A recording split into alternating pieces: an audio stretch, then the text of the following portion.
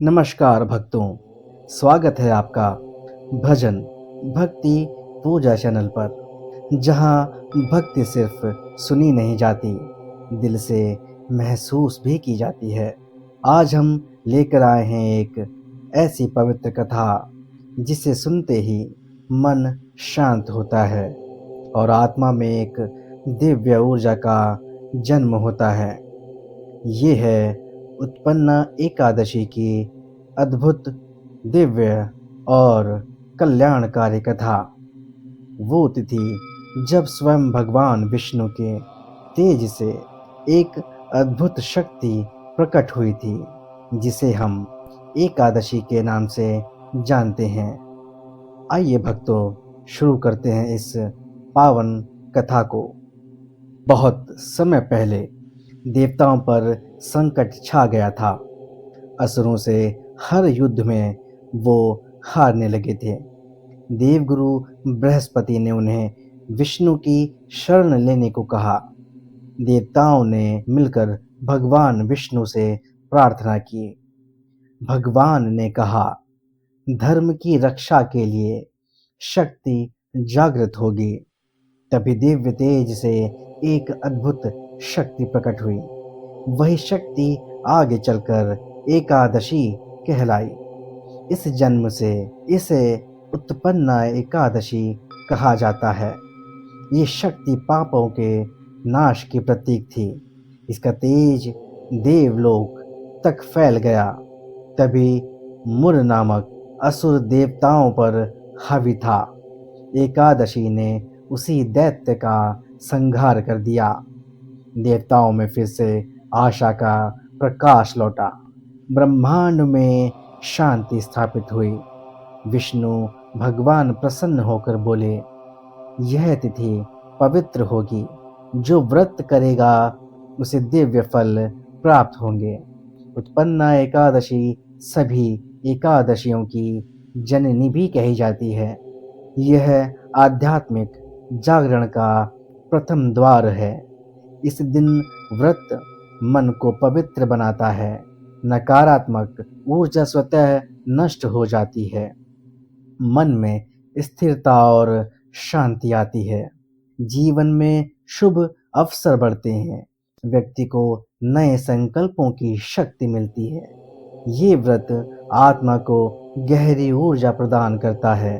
व्रत से विचारों की गति नियंत्रित होती है। क्रोध और बेचैनी कम होने लगती है। भक्त में करुणा, धैर्य बढ़ता है। विष्णु भगवान का अनुग्रह सदैव बना रहता है। ये व्रत केवल नियम नहीं, साधना है। साधना केवल भोजन का त्याग नहीं, मन का संयम है।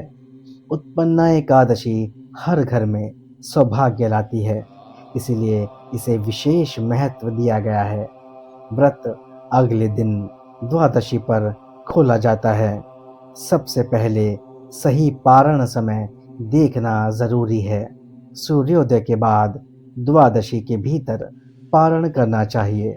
समय बीत जाने पर व्रत अधूरा माना जाता है। सुबह स्नान करके शांत मन से पूजा करें। विष्णु भगवान को जल, दीप और तुलसी अर्पित करें। ओम नमो भगवते वासुदेवाय मंत्र का जाप करें। मन में व्रत पूर्ण होने का संकल्प करें। व्रत खोलते समय सात्विक भोजन ही लें। फल, दही, खिचड़ी या हल्का भोजन उत्तम है। निर्जल व्रत वालों को पहले जल ग्रहण करना चाहिए। तुलसी जल लेना शुभ माना गया है।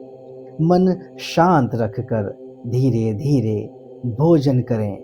भारी भोजन बिल्कुल भी ना करें। व्रत के बाद क्रोध या तनाव से बचें। शांति की भावना बनाए रखें। द्वादशी पर दान देना अत्यंत शुभ है। संभव हो तो किसी को भोजन कराएं।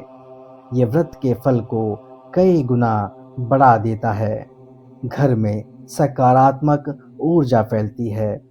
आर्थिक समृद्धि के मार्ग खुलती हैं, परिवार में सुख और सामंजस्य बढ़ता है, व्यक्ति आध्यात्मिक रूप से ऊपर उठता है।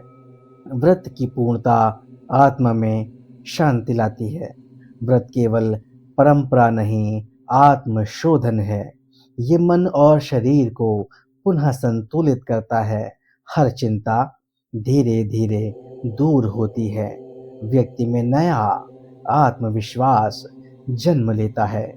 भगवान विष्णु की कृपा जीवन में उजाला लाती है। उत्पन्ना एकादशी हर वर्ष नई ऊर्जा लेके आती है। भगवान भक्त को दिव्य मार्ग पर आगे ले जाती है। यही व्रत की सच्ची सिद्धि है। आपको ये कथा कैसी लगी, हमें कमेंट बॉक्स में लिखकर ज़रूर बताएं। और आपकी हर मनोकामना पूरी करने के लिए कमेंट बॉक्स में जय श्री हरि अवश्य लिखें। मिलते हैं आपसे अगले वीडियो में, तब तक के लिए धन्यवाद। नमस्कार। जय श्री हरि।